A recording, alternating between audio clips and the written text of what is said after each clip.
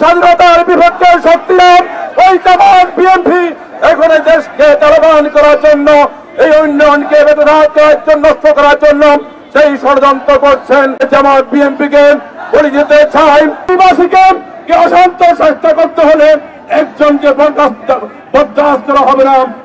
আপনারা জানেন ওটা আন্দোলনকে কেন্দ্র করেন বঙ্গবন্ধুর কন্যা জ্যোতিষ শেখ হাসিনার বক্তব্যকে ভিন্ন অবস্থা গ্রহণ করেন ওই জামাত বিএনপি যেভাবে তাণ্ডব করেছেন বাংলাদেশের। এই তাণ্ডব কখন হয়েছেন? এই দেশ স্বাধীন করার জন্য যখন দেশের মানুষ ঝাঁপিয়ে পড়েছেন, তখন স্বাধীনতার বিপক্ষে শক্তিরা এইভাবে বাংলাদেশের সম্পদ ধরে তারা হামলা করেছেন। আজও সেই কায়দান আজকের তারা ওই স্বাধীনতার বিপক্ষে শক্তিরা ওই জামাত বিএনপি এখন এই দেশকে তালেবান করার জন্য, এই উন্নয়নকে বেদনাঘাত করার জন্য, নষ্ট করার জন্য সেই ষড়যন্ত্র করছেন। বঙ্গবন্ধুর কন্যা জ্যোতিষ শেখ হাসিনার নেতৃত্বে এই বাংলার মানুষ ঐক্যবদ্ধ আছেন।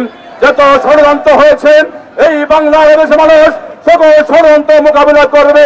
তার পাশাপাশি ফেনী জেলা আওয়ামী লীগের সংগ্রামী সাধারণ সম্পাদক সদ্য নিজামুদ্দিন হাজার নেতৃত্বে এই অশান্ত ফেনী তিনি শান্ত করেছেন। তার জীবনকে বাজি রেখে আজকে কইতে চাই এই ফেনীবাসী নিজামুদ্দিন হাজারি যতদিন বাঁচি থাকবে এই ফেনী মানিয়া পথ থাকবে, ফেনী মানিয়ার পথ থাকবে।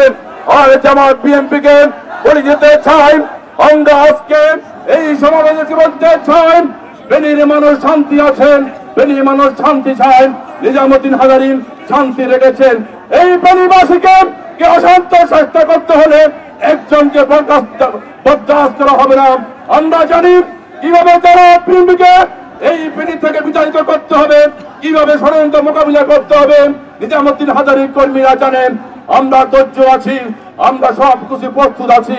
এই ফেনীবাসীকে বলতে চাই, নিজামুদ্দিন হাজারীর নেতৃত্বে আমরা সকল ফেনীবাসীকে নিরাপদ দিব, আপনারা নিরাপদ থাকবেন। যারা এই নিরাপদকে ধ্বংস করবে ফেনীবাসী নিজামুদ্দিন হাজারীর নেতৃত্বে সকল ঐক্যবদ্ধ হয়ে ওই ষড়যন্ত্রের বিরুদ্ধে আমরা মোকাবিলা করব। আর জামাতকে বলতে চাই, এই দেশের আপনারা বাস করেন, আমরা জানেন আপনারা কোথায় বাস করেন, কোথায় আপনাদের প্রতিষ্ঠান আছে। এই দেশের সম্পদ বাংলাদেশের সম্পদ উপরে কোন যদি হামলা হন, কারো সম্পদ থাকবে না, থাকবে না।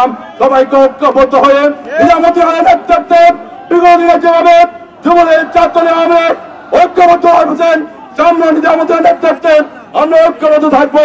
এই হাল শপথ। সবাইকে ধন্যবাদ। জয় বাংলা, জয় বঙ্গবন্ধু।